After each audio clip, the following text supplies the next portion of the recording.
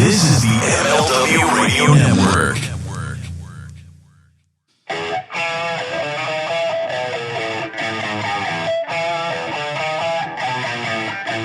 This is the Mind of the Meanie. Here are your hosts, the Blue Meanie and Adam Barnard. Peace, world, and welcome everybody to the Mind of the Meanie, your weekly peek into the world according to former WWE superstar and ECW original, the Blue Meanie. We'll cover wrestling, music, movies, sports, and lots of useless knowledge, all contained in the Mind of the Meanie. I'm your tour guide, Adam Barnard, and he is the Blue Meanie. Meanie, what's on your mind? Just starting to feel a little bit normal. Yeah. Starting to feel a little bit more human. Been sick for the last two and a half weeks. Well, we've both been sick. Yeah. You had the Rona. I just had the old Jabroni Flu. That's the name of the episode right there. Wrap it up, guys. Right in the intro. Yeah. Jabroni Flu. Sold. Yeah. Well, there you go, man. Yeah, I was myself and not so much Mrs. Meanie. She got a little cough, but I got the full Monty of the Jabroni Flu, and it's I don't know. It's like hard to pinpoint it. You know, there's sometimes when you get to tell, you go, okay, I'm officially sick. Mm-hmm. But this one was a slow burn, as they say, a slow build. It's from minor annoyance to full blown. Hurry the fuck up and get this over with. So, but no, I'm doing better now. Good. Let's record this on December 2nd, 2022 at 7:51 p.m. Little inside baseball. I'm feeling pretty good. So I'm not as cranky as I was the last couple weeks. But how are you feeling, sir? Hey, man, I appreciate that. I'm feeling better. Luckily, this time around, knock on wood, the baby didn't get COVID. None of the kids have it, which is good. We were here at the house, and I guess Courtney, or a.k.a. Mrs. Goober, I guess I could start calling her that, right? Mrs. Meanie and Mrs. Goober. She'd be like, that's not my name. But Mrs. Goober, she had a real light line on her test. And we test frequently just because I'm in the city and, I want to make sure no issues. And, there's a lot of shit going around right now, man. There's COVID, there's the flu, there's RSV, which is incredibly dangerous for little kids. What's that gimmick? Tell me about. I heard it. I thought somebody was talking about they're going camping with the RSV or something. Right? Like yeah. RSV is actually RVD's brother. It's the cheap knockoff that WCW did when they wouldn't sign him. No, I'm just kidding. Shout out to Rob. RSV is another respiratory disease that's incredibly dangerous for older people and then also really young kids. Because what happens is not to get technical, but you're breathing your airways when something bad like that, like a virus gets like that in there, it really fucks up the airways and it gets really tight. And because their bodies and their breathing capacity is so little, it really impacts them. And a lot of kids get really sick every year with RSV. But this year, apparently it is way worse because all three of them are just sort of connecting all at the same time because we haven't been really out and about. This is really the first year in the season that people have been out and about and that aren't masked.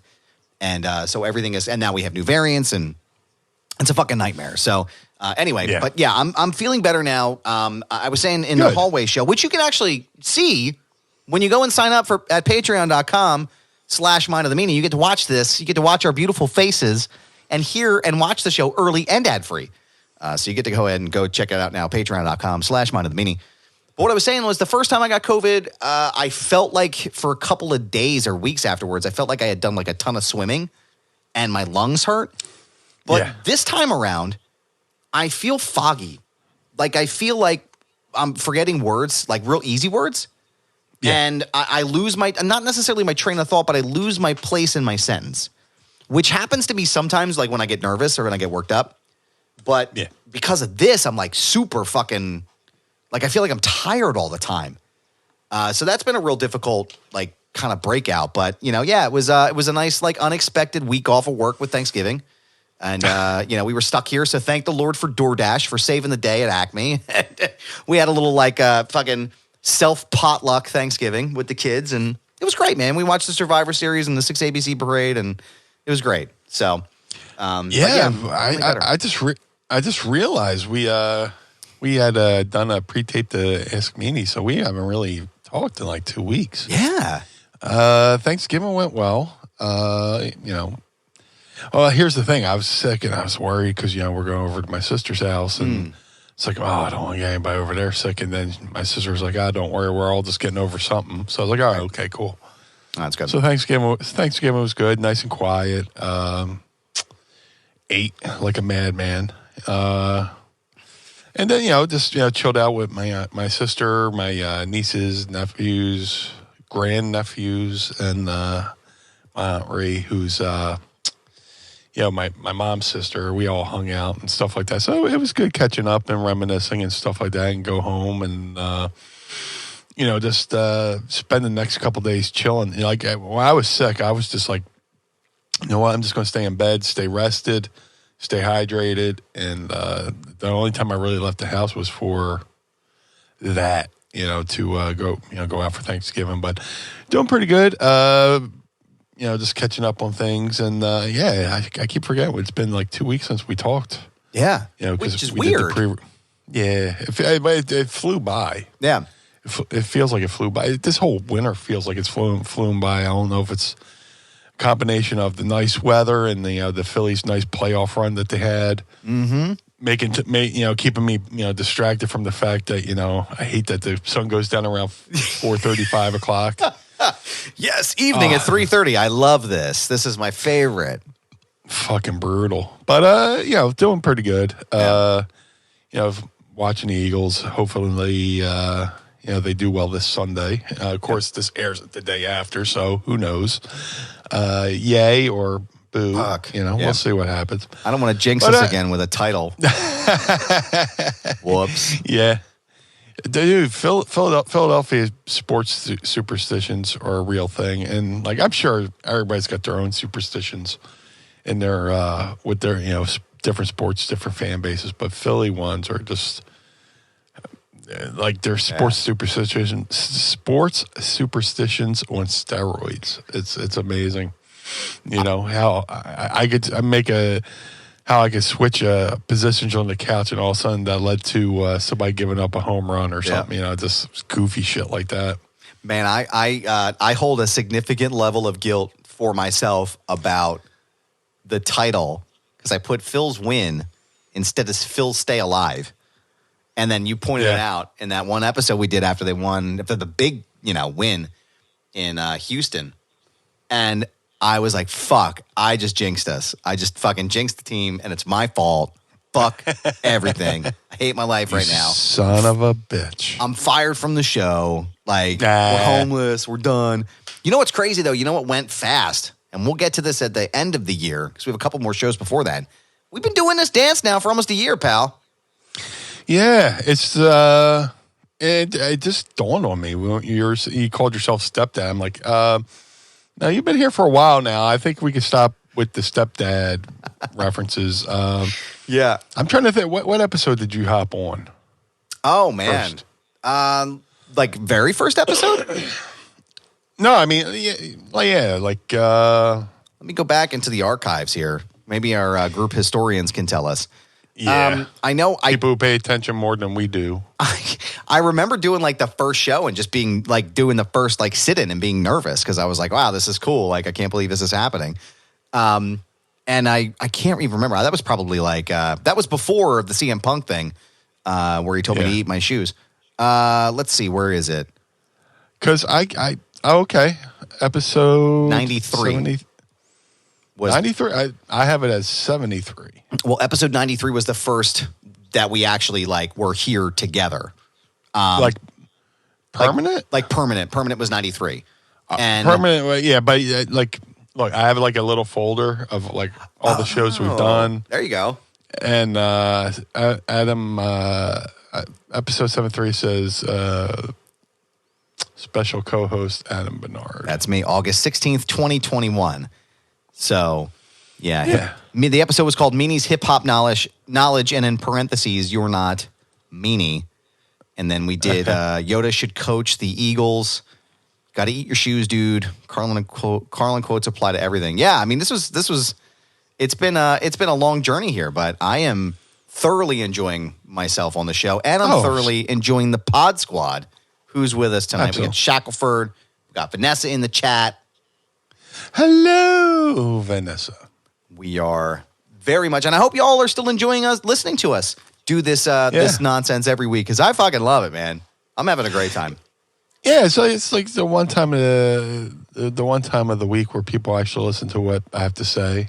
Like a lot of times I'll find myself out and about, and I go to start a sentence, and then like it seems like I think social media in general just like ruin the art of conversation, where you go to say something and somebody's like, yeah, and they go talk off about something else. It's like, dude, I didn't even get 3 fucking words out, and did you lose interest that quick? So Right.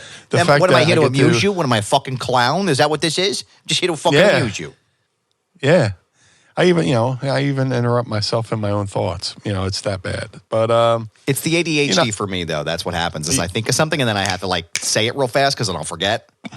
But it's an amazing picture, and everything in ADHD looks amazing. But it's beautiful. It's a beautiful fucking picture, Meanie. Yeah, wait till I get AD 4K. Just love it. But porn will decide that, because porn decided between HD, DVD, and of course Blu-ray. So that's what'll. Yeah, there's some things you don't want to see in 4K. No, thank you. Not a chance. Yeah, of course. Shackelford, thank you very much. I appreciate that. Honestly, the feedback that we've gotten on the show, and me being the new tour guide here and taking over, it's been wonderful, and the opportunity has been absolutely fantastic. I got to thank Josh, for allowing me to sit in the captain's chair to guest host while he was out finding new mommies, and it was nice, man. But we got to give a shout out to Josh here on the show too. He's got a brand new venture going, Premier Sports Network. Very excited to see what happens there. It seems like he is like the vice president or some big fancy title. So we got to have him back on the show to talk to him about it. But I'm excited to see what happens. Yeah, it's in the early stages. So I don't want to jinx it. Right. So, right. Sorry, Josh. We talk about it, and then sorry, folks. Gigs off. Yeah. Speaking of gigs off. Speaking of gigging off. Not like that. We talked about that earlier, and you'll hear that in the Manscaped ad. Yes. William Regal. Lots of talk. Yeah. Lots of talk today.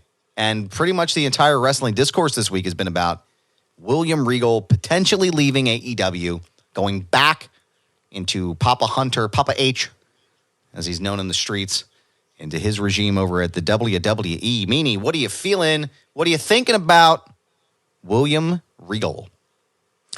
Well, I love William Regal, first off. But yeah, if he's going back, good. He shouldn't have been fired in the first place. I mean, talk about a guy who has an eye for talent and is put in oh my God, I can only imagine like if they had an odometer on how many miles he's put in on this planet to scout for talent for WWE. In a lot of ways, it's probably like the Adam Sandler movie Hustle. When in the beginning of the movie, they're showing him going from country to country to scout these NBA players. I can imagine William Regal going around and, just a story where he talks about he's like in one part of the world and they're like, oh, we need you to go to England tomorrow. We're going to do this tournament in the UK. We need you there tomorrow and recruit this talent. He's like, okay, and just goes and does it. Yeah.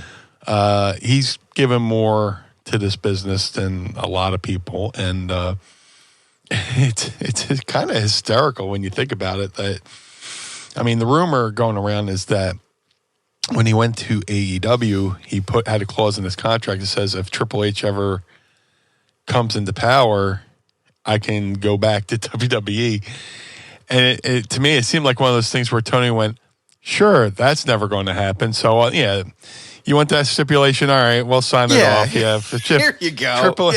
Yeah, Vince is going to step down. Yeah, you're like, sure, and William. then Okay. Yeah, all right, pal.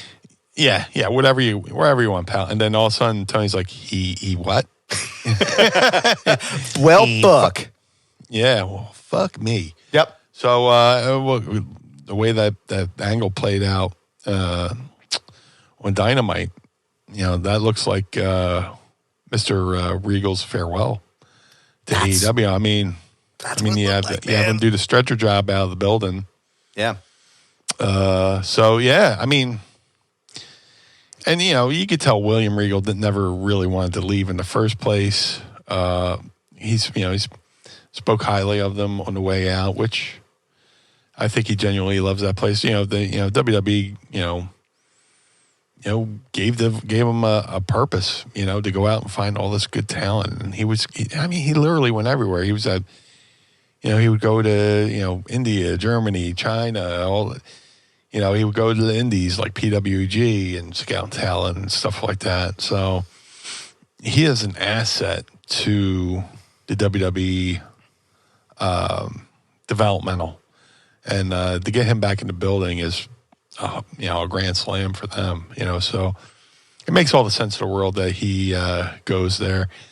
And you kind of see, I kind of saw it coming when, he turned on Moxley to help Moxley, lose the belt and all that stuff. So, and disband the Blackpool Combat Club. But, I'm sure there's a lot of other people who would like to go back if they could. I'm sure. But, I'm sure. Yeah. Sometimes, the grass isn't always greener. But, Right. I love AEW. I love WWE. And, both companies could do things better. Yeah. But, I mean, WWE seems to be hitting on all cylinders now under, that Triple H is, taking over. Well, and Vanessa just mentioned in the chat too, Eric Young, Impact. She said Impact killed him off. Cardona, Chelsea Green. There's been lots of talk and conversation and discourse about the two of them potentially going back as well. But I think for me, for my money, and you can agree with this or jump in, I think Zack Ryder as the character is dead. I think if Cardona is smart, he'll take this and say, I'm coming back as myself. I've built this character, my persona rather, if you will. Mm-hmm. I'm coming back as me. I don't want to be Zack Ryder anymore. The money for me is Matt Cardona. And I think it's kind of in a lot of ways like a Cody move. You guys didn't believe in me. You let me go. You guys as in Vince and company. You guys let me go. I went out. I proved that I could do this. I showed the world I could do this. And now you're going to bring me back as Matt Cardona, and you're going to let me prove that I am main event talent. I think he could do that. What do you think? Yeah. Oh, absolutely. And I could see Triple H going with it because, since he's been gone from WWE, I mean, he's proved that he could, get himself.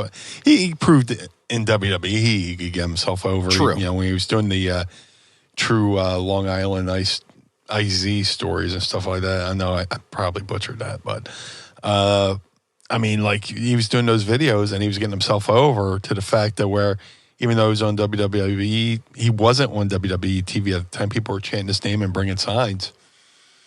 So now that, WWE wasn't part of the machine, he's still out there doing his thing, with NWA, with Impact. He was in AEW for, a little bit.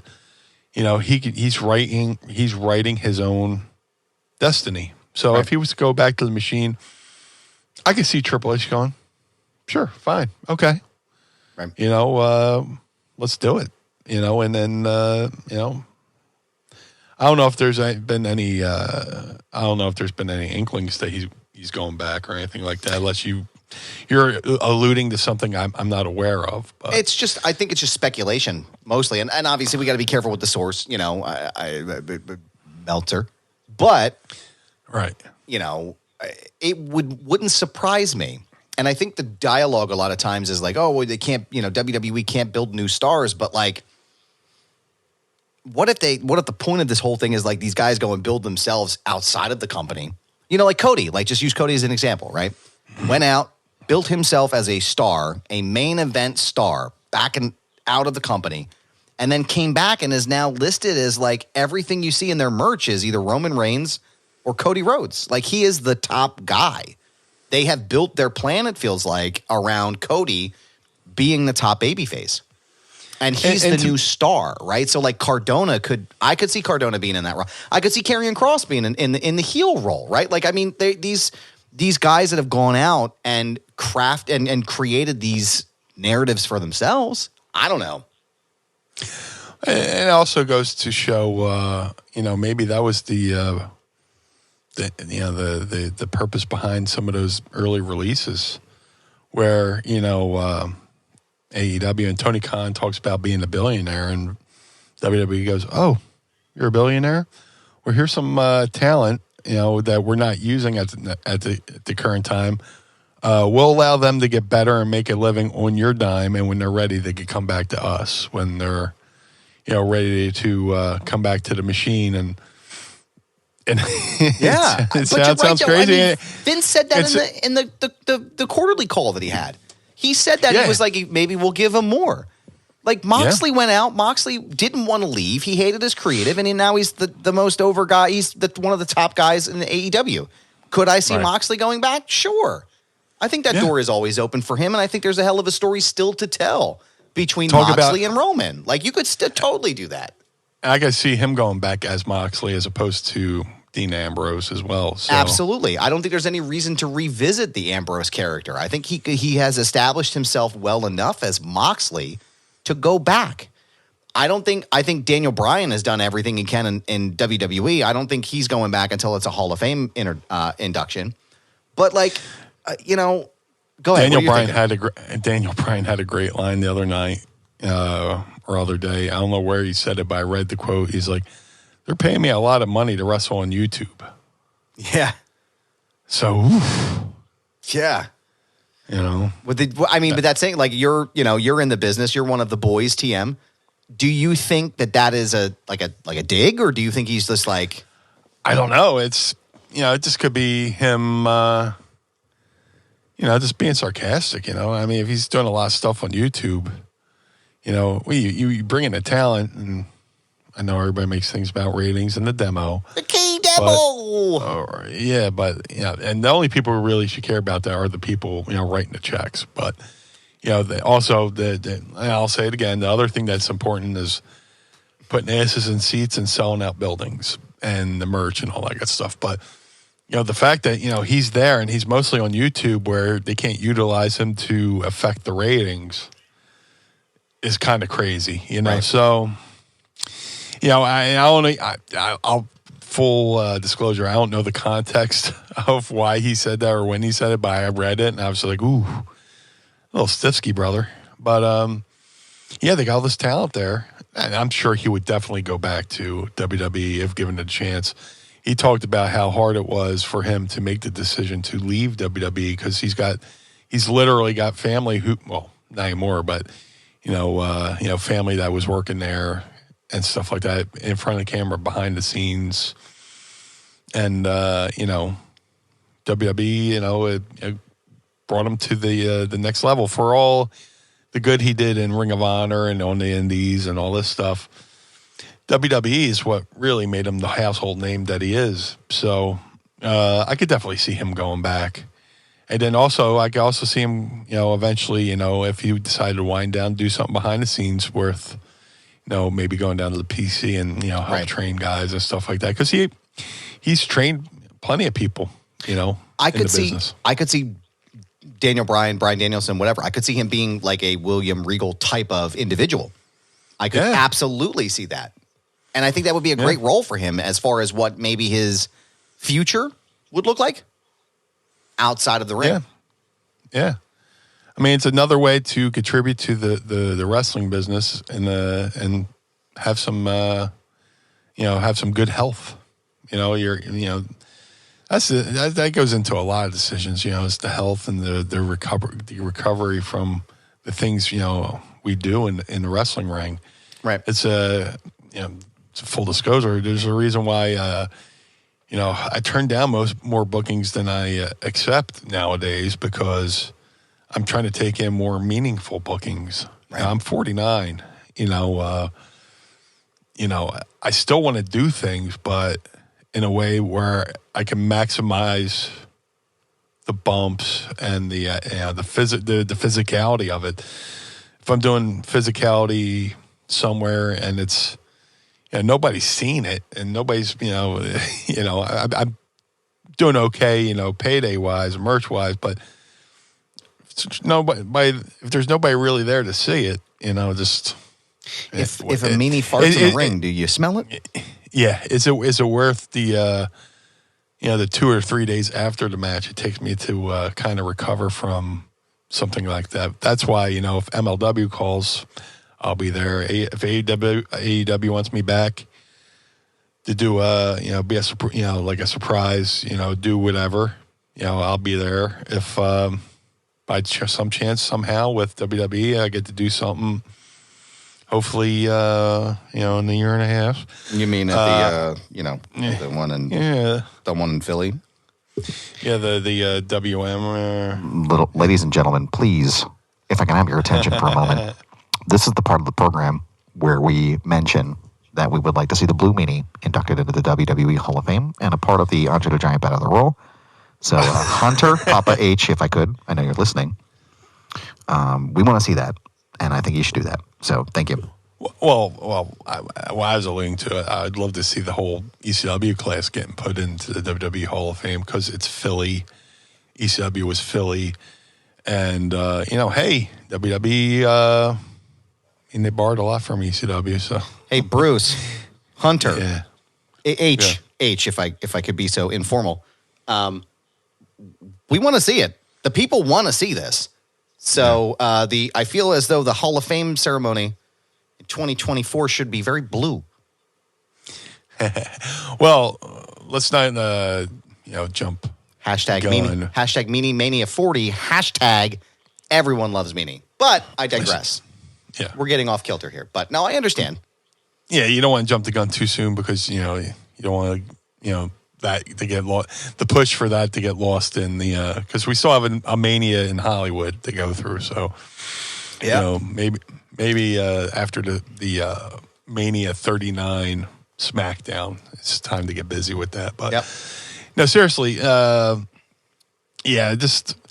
get offers for bookings all the time, and it's just like, I love wrestling. I love the wrestling business, but hey, if I can, just do some signings and not hurt as bad, I'd rather do that right now. But but if somebody with some quality TV time wants me to do something, I'm all about it.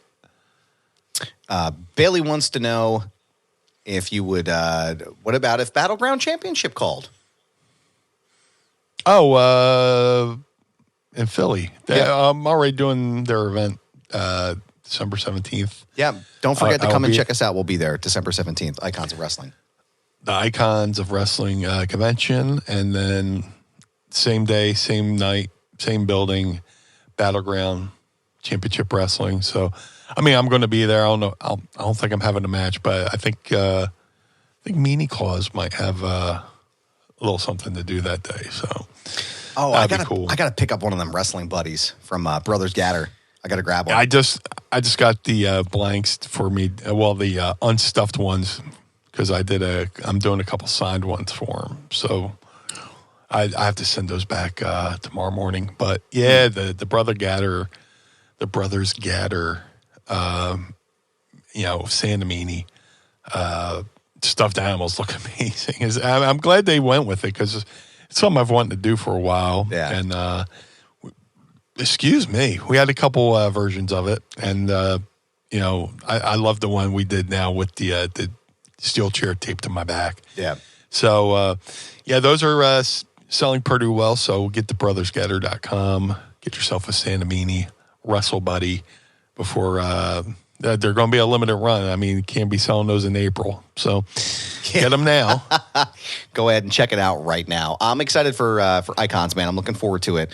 I got to throw some. Maybe I'll throw some black and white film. Take some pictures from the ringside. I think I know a guy. I know a guy who maybe could help me there. No, I'm just kidding. His name is Bully Wright. No, I'm just totally kidding. No, Meanie, I'm definitely going to be the one that pushes for Meanie Mania 40. Ring the bell, goddammit. We should do this. Meanie. Yes, sir. Real fast, while we're talking about it. 'Tis the season for clean balls. Fa la la la la. La la la la. Your friends at Manscaped are helping you clear your driveway for safe travels this holiday season. From stocking stuffers to white elephants, Manscaped's products are at the top of every wish list. Grab some crop mops for your pops or your body buffer for the holiday lover. Loving all these rhyme and the rhyme schemes going on here, Meanie. I love this shit.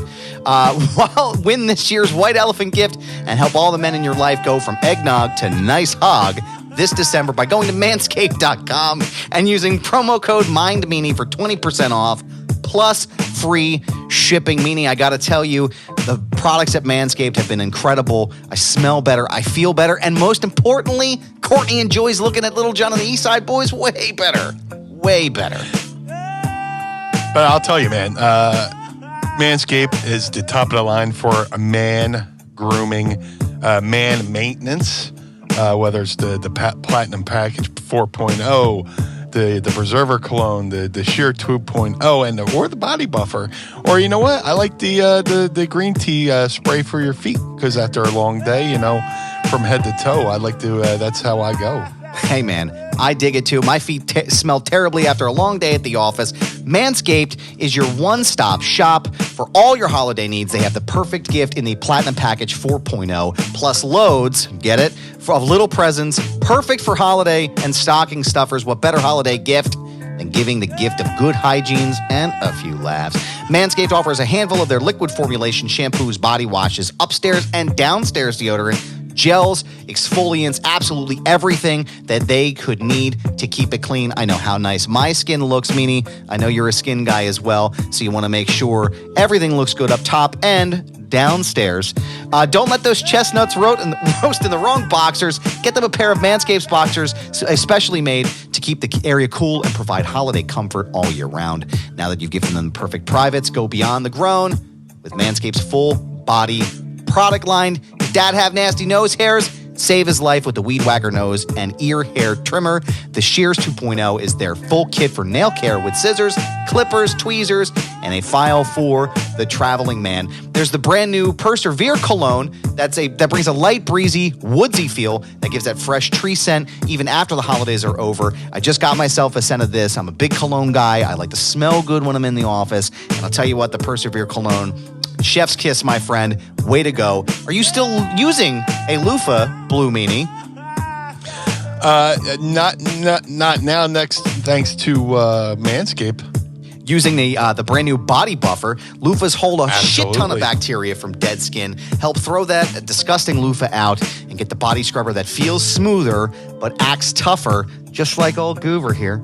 Lastly, top off the stocking with the crown jewel for the family jewels with the Lawnmower 4.0. The electric razor's advanced skin-safe technology is a life changer and known for reducing nicks and cuts on his Santa sack.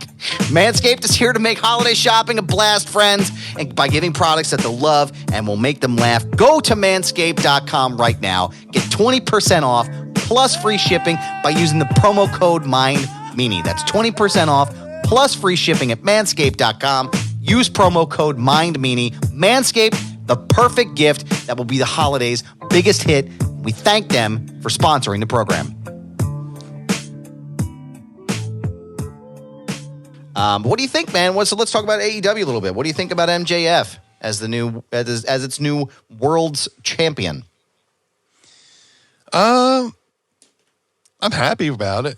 It just I don't want to say it seemed rushed or like a break glass in case of emergency type moment with CM Punk not coming back. But it would have been nice to see a Punk run with the title and MJF going after Punk for the title because they had done that whole build-up, that beautiful build-up of, him being, of MJF being a Punk fan and all this stuff. And the whole, the Devil's biggest thing was, proving he didn't exist with, Punk bleeding all over his shirt and stuff like that. So, that was, it was going so well that, Punk getting the belt. And now it's come out that, he was going to have Punk was going to do something with, his name escapes me at the moment, but I would have loved to seen MJF, chasing, CM Punk for the AEW World Belt. But hopefully, now that MJF is the AEW World Champion, the belt stays put for a while because the AEW belt seemed to have been like a hot potato type situation where it was going from person to person beyond their control, with injury and then suspension and stuff like that. So I get that part, but I always liked when the just championship, had a decent run on a certain individual. So it's just a matter of who's going to be the next to step up in line to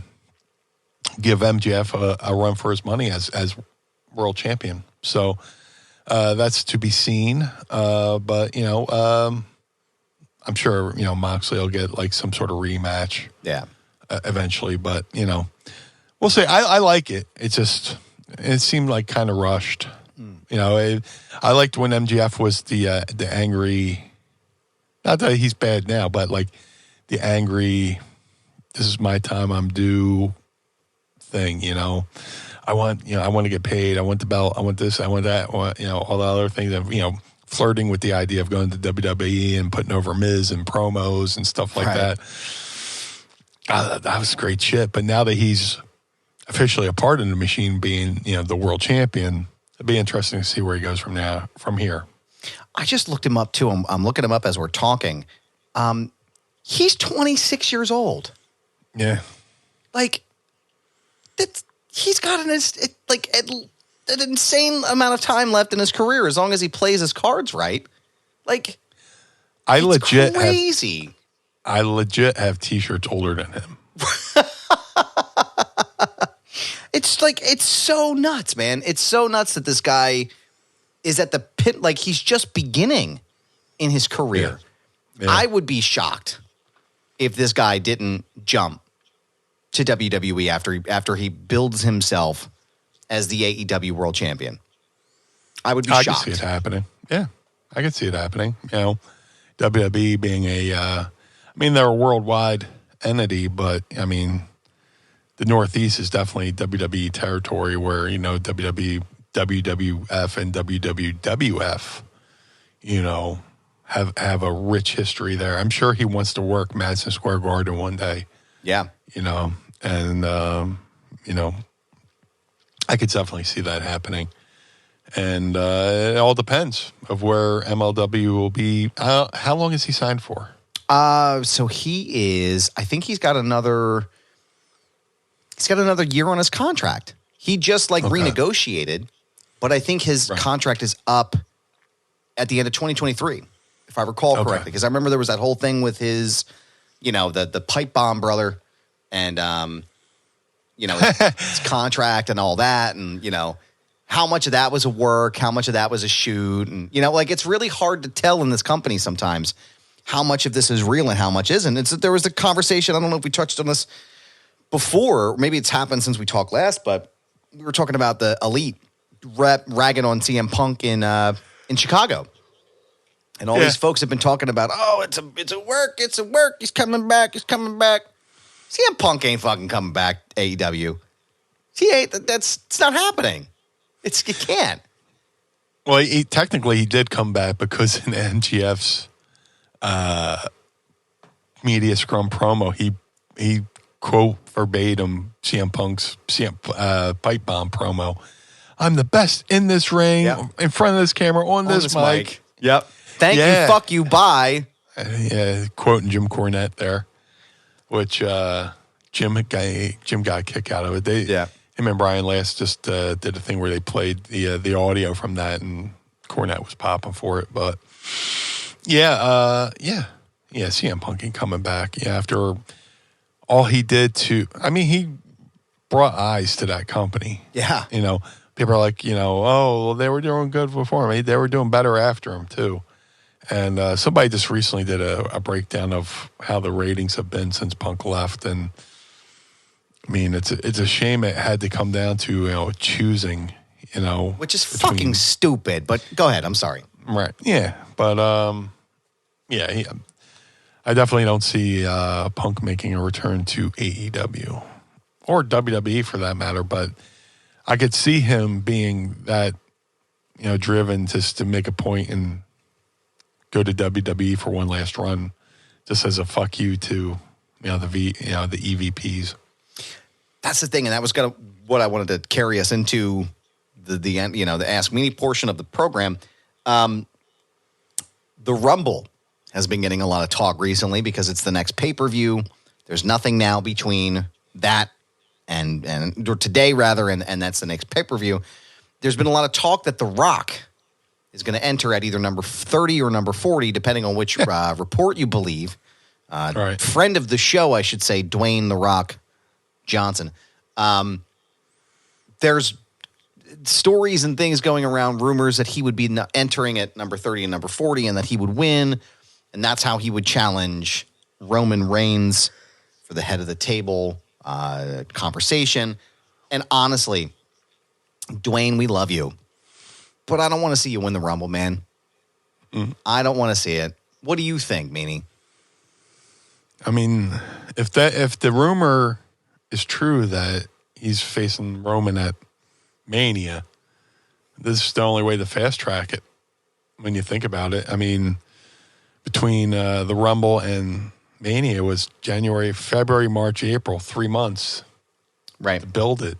So, I mean, if he doesn't come and he doesn't win the Rumble, I don't see him facing Roman at Mania just because, I know they fucking, they hot shot angles all the time, so they possibly could do it. I mean, shit, they hinted to Roman versus Young Rock on NBC last season when the young Roman Reigns was like, yeah, maybe, we'll one day we'll main event WrestleMania together, dropping those subtle hints. But if he is in it, and that hasn't even crossed my mind, but it'd probably to be the best way to fast track it, to get him into the main event picture. Because what are you going to do? Have him just? I mean, how would you fast track that angle for the main event of a pay-per-view that's 2 to 3 months away? I have some theories and I have some thoughts, because now the other part of the conversation is that Sami Zayn could potentially be slated to win the Rumble. Again, I love Sami, but I don't think it's the right choice. I think the only choice, and again, this is me, mind of the Adam. Here we go again. The only choice for me is Cody.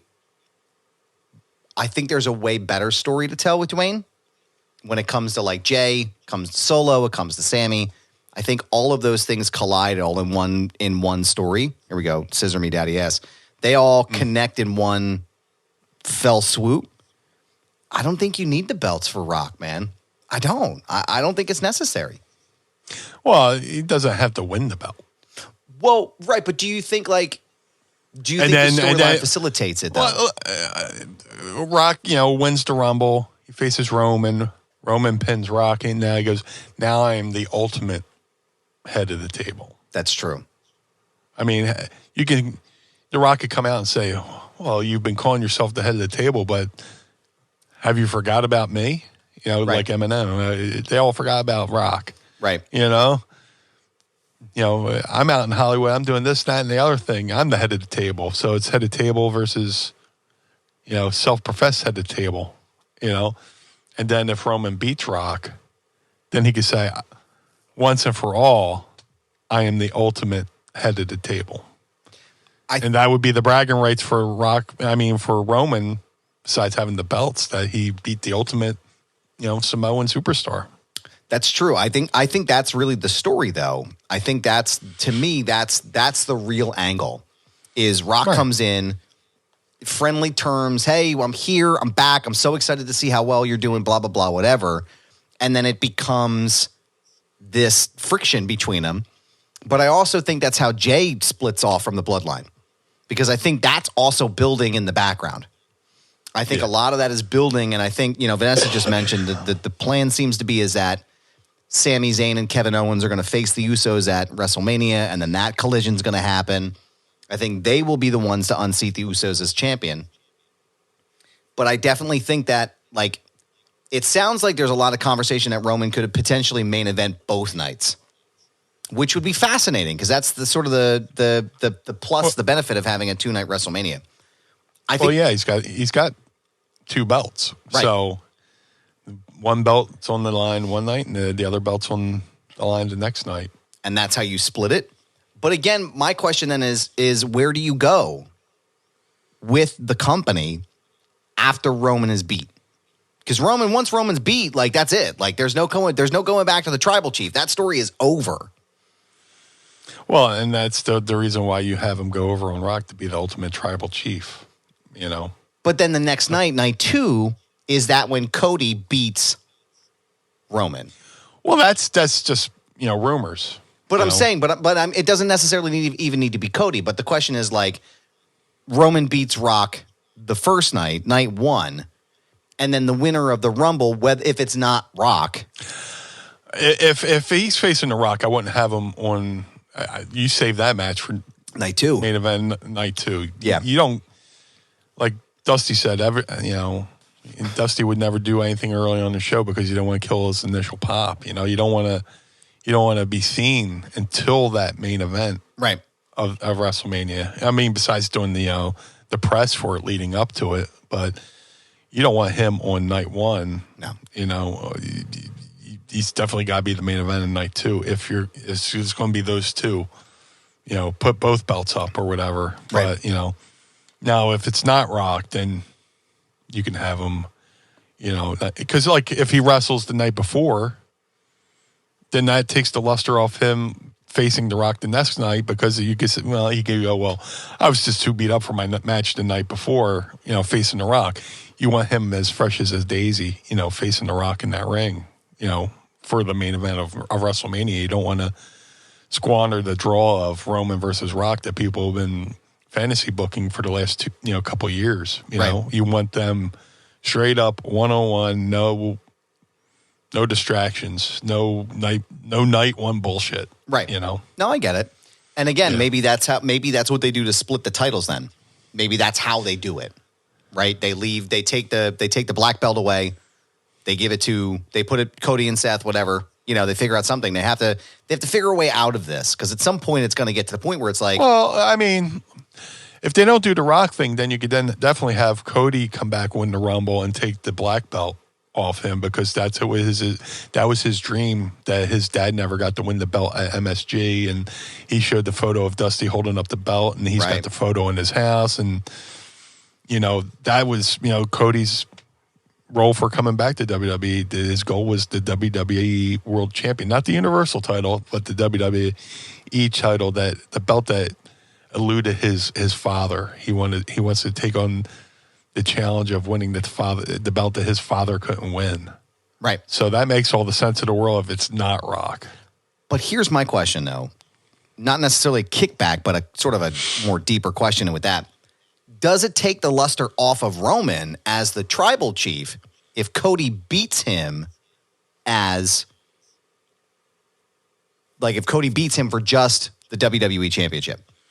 You could build it all.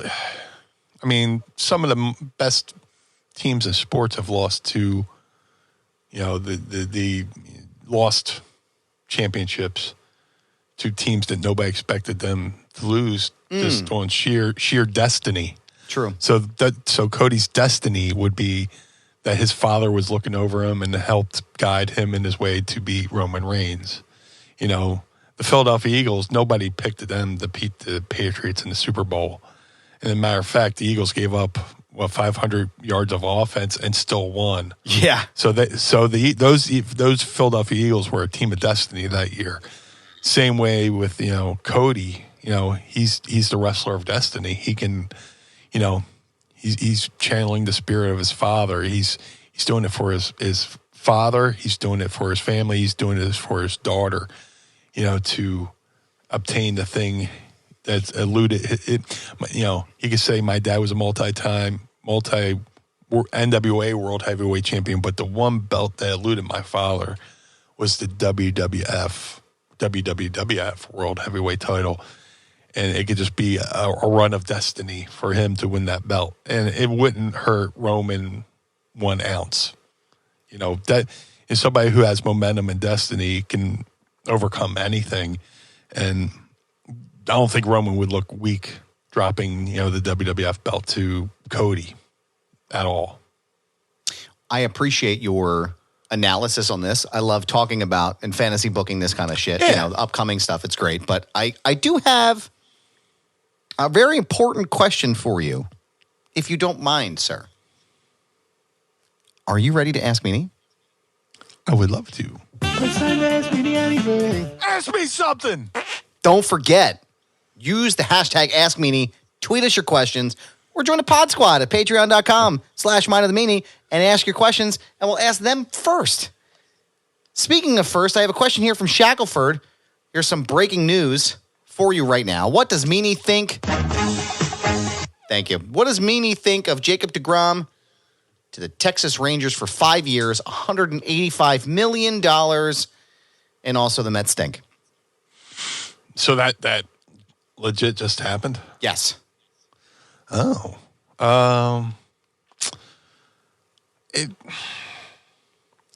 Here's the thing. I kind of wanted the Phillies to get him, but he would kind of, if like the Phillies would have gotten Jacob deGrom, he kind of would have been that guy. You would have him sit out till August and use him limited because just the fact that he gets injured a little, you know, he's had issues with injuries. So he's kind of a player that you want, but you take him out of the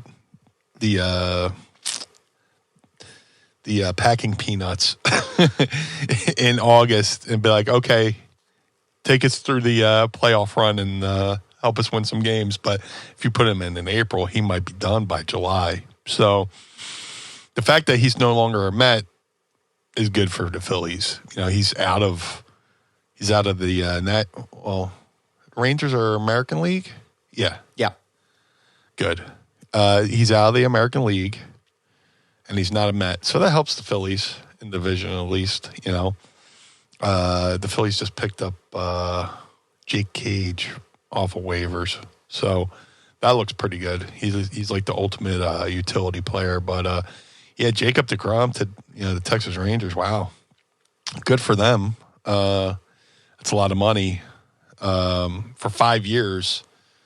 When if the Phillies signed him, I would say give him a 2-year deal.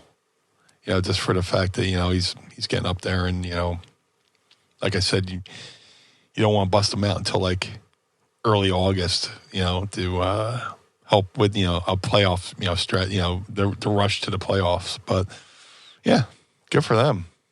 But like I said, I'm glad he's out of the NL East. Matt from Dover wants to know, do the Eagles beat Tennessee this week?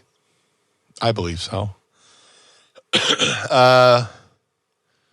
Derrick Henry is one of the ultimate running backs, but it was just announced today Jordan Davis is coming back off the IR. He's cleared to practice, cleared to play, and Jordan Davis is a guy who's big enough. He takes up two or three offensive players, and which allows another player to possibly slip through and on a blitz or whatever like that. Jordan Davis is that much of an opposing figure, that opposes his will on the offensive line of the other team, that I think he could help cause some havoc up front and allow other players to break free to get through to either stop Derrick Henry or sack Tannehill.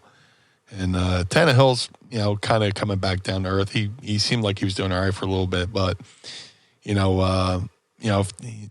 the Titans are looking to continue to run, now you have Ndamukong Suh, you have Jordan Davis, and Joseph Linval, who were just brought in, and they're coaching Jordan Davis on how to make Jordan Davis better. Those guys are going to be the run stuffers and causing havoc up front. And, we have some injuries on defense with Johnson going out, Gardner Johnson going out, but as the guy backing him up, Blankenship, fared very well in the Green Bay game, where one of his first plays, he picked off Aaron Rodgers. So, and he's not afraid to hit. So I think I like the Eagles' chances this weekend. as long as, the only thing that Eagles got to work on is their special teams fucking stink. The reason why Green Bay even put up 33 on the Eagles last week is the special teams were giving up kick returns of like 30 to 40 yards. Then there was like 150-yard run back. So if you're giving Aaron Rodgers 50 yards to work with, I'm sure he's going to score a touchdown.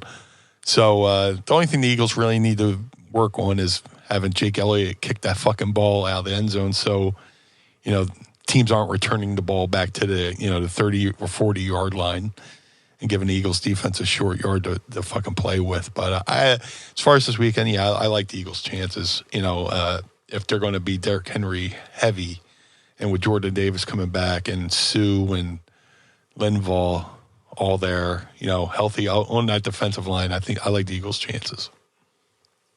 Mark in Dryden's got 2 questions for us to wrap up the program today. I'm not sure if this was ever asked by me.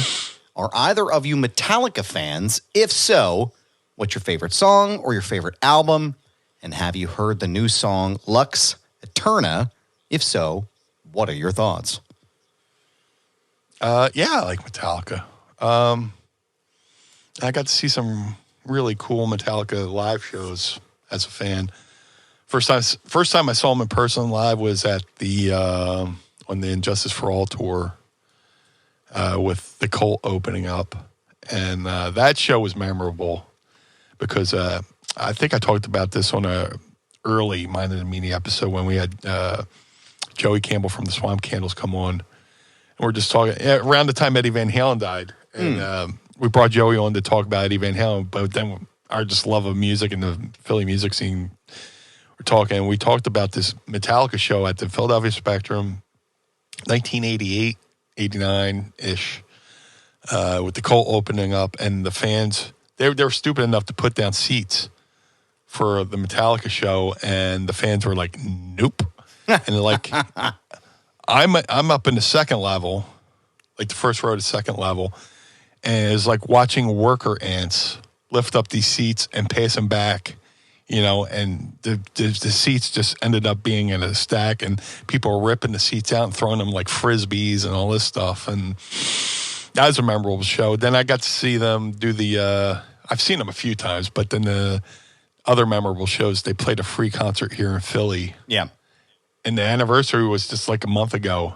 It's like 27 years ago. It's like, holy shit. You watch the footage, and the Vet Stadium's still in the background.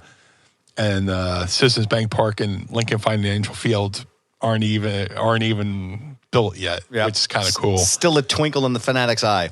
Yeah, but I like Metallica. Favorite album? Hard to say. I hate picking, like, when it comes to Van Halen, I go, Fair Warning's my favorite album. But when it comes to Metallica,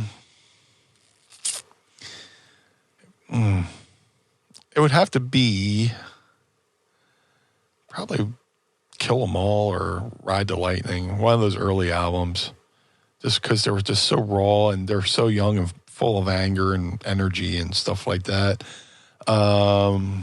Favorite song? You'd have to get back to me on that one. But, Metallica's great. They've stayed the test of time. They've faced battles. If you watched, Some Kind of Monster and how they almost wound up splitting up, at one point, due to the pressure, and they're still out there, still doing that. I heard the new song. Music's great. The lyrics I might need to grow on me, but I'm not a big lyric guy anyway. I'm more about the music and the groove and the feel or whatever, If the music's good enough, somebody could just be singing the phone book and I wouldn't even fucking notice. Yeah. But, okay, hold on. Let's see. I almost came to a decision on a song, but I couldn't think. But, Metallica's good. I got to meet, here's a story. I got to meet Kirk Hammett. Cool. New York City. I was friends with this band, Black Eyed Susan from Philly, which had Dean Davidson from Brittany Fox and Jeff Cease from the Black Crowes playing guitar. They were playing the Limelight in New York. And after their set, I go in the back and fucking just Kirk Hammett's hanging out randomly. So like, hey, what's up? And then I ran into Lars at a Kid Rock show up in New York. At a Kid Rock show? Yeah, he was at Kid. I went to see Kid Rock Limp Bizkit at the Hammerstein. Oh, that must have been cool. 99. Oh, okay. That tracks. And Lars was just hanging out. I might have went, sup? And that was about it. And then around 2005-ish, 4-ish, I was in the Las Vegas airport and saw James just walking around with a guitar strapped over his shoulder. He must have been traveling. Nobody really fucked with him. You know, I was just like, oh shit, there's fucking James Hetfield. What the fuck? And this, you know, I think I gave him one of those, sup?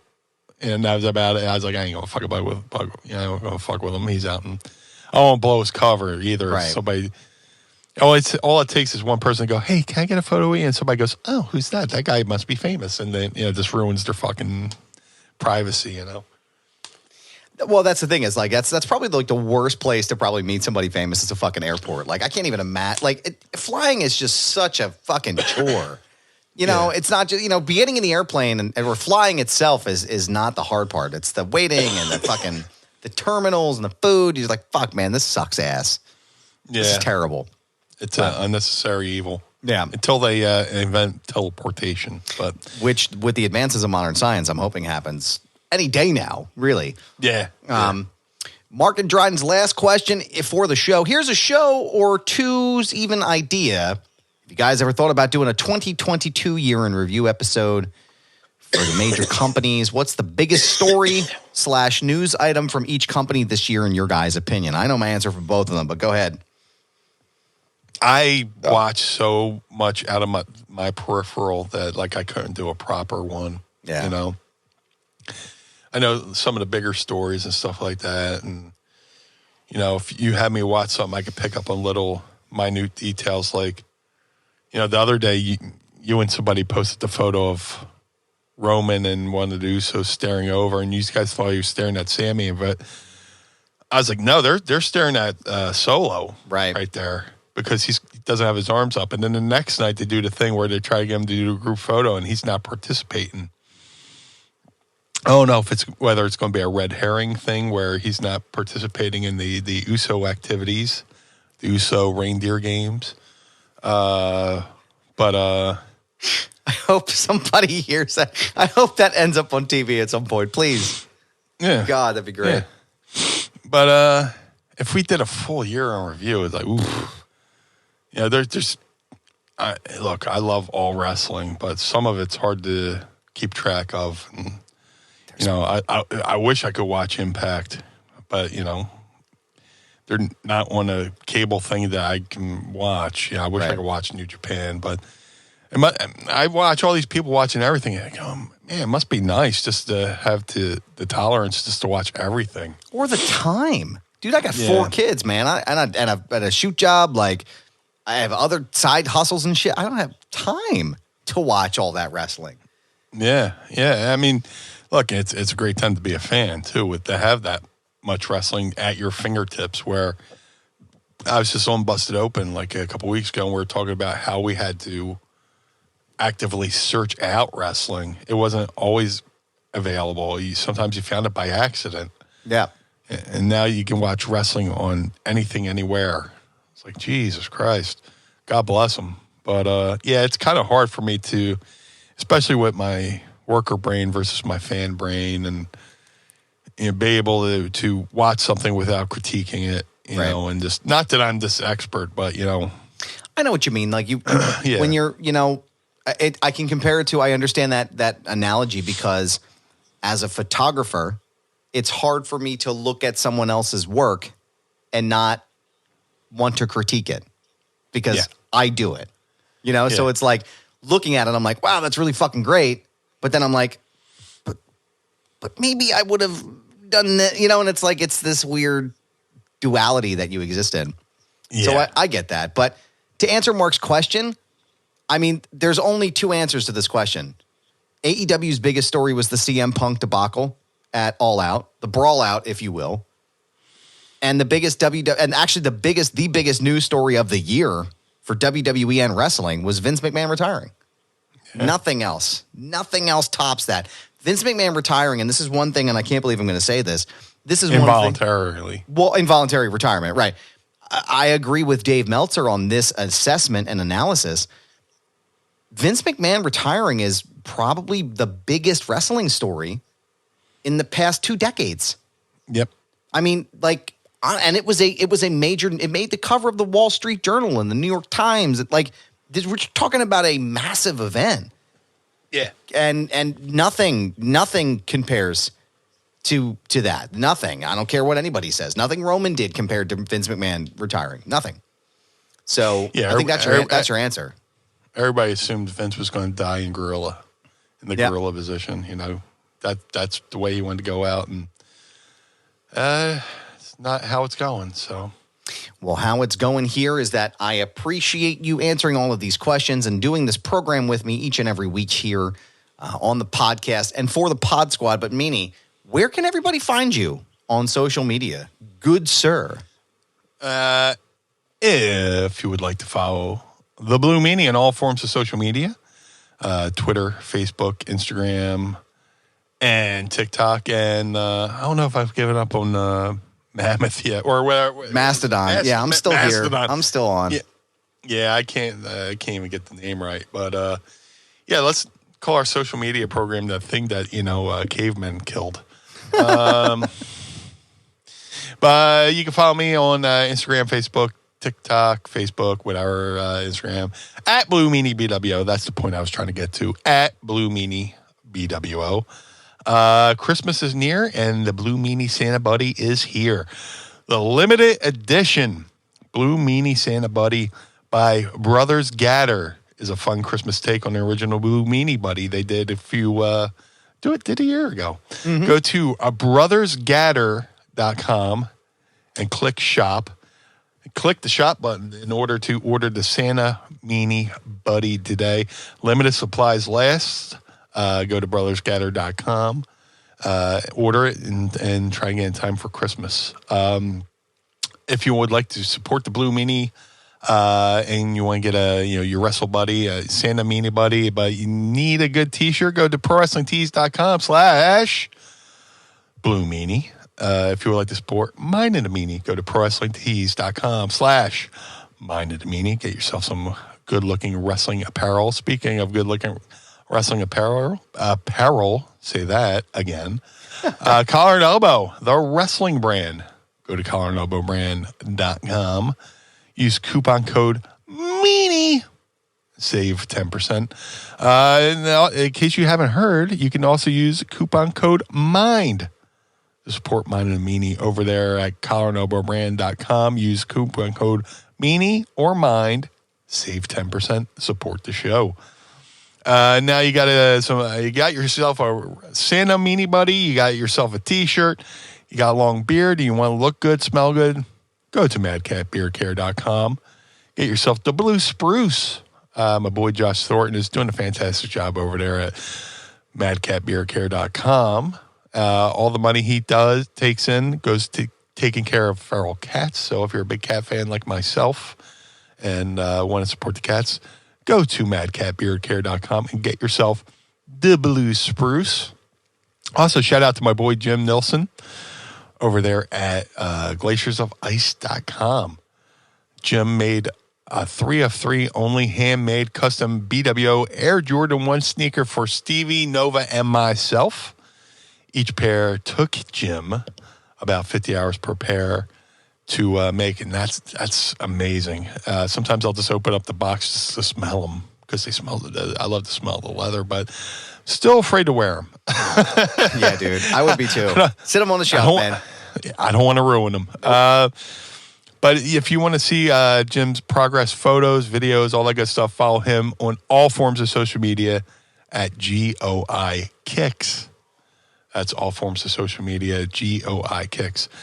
Cameo.com/Blue Meanie for all your birthday wishes, holiday wishes, well wishes. I just did a couple over this past week, and a lot of fun to do. Love the feedback. Love this, people getting the star ratings and tell them, show me how, the people that get the videos for enjoy the videos. So go to cameo.com/Blue Meanie BWO for all your video needs today. But most importantly, Mr. Barnard, where can we find you, sir? Well, thank you, sir. I appreciate that very much. You can find me on all social media. You can find me on Instagram, Twitter, Mastodon, @ThisIsGoober. Yes, that's my real handle. No, I'm not changing it. It is a brand, pal.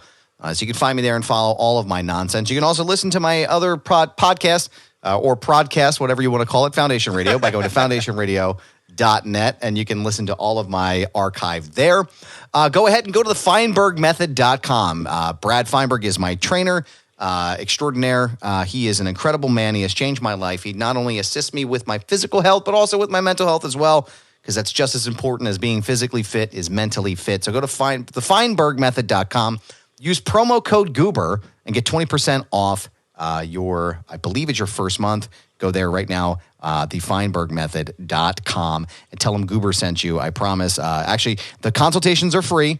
And if you're referred and you use the promo code Goober, you get up to 20% off on your purchases. So go there and check it out. Now, go to prowrestlingtees.com/Mind of the Meanie and support the show. Go to prowrestlingtees.com/Foundation Radio to support that show. Keep the lights on at Casa DeMeanie and the Barnard Home for Wayward and Troubled Youth.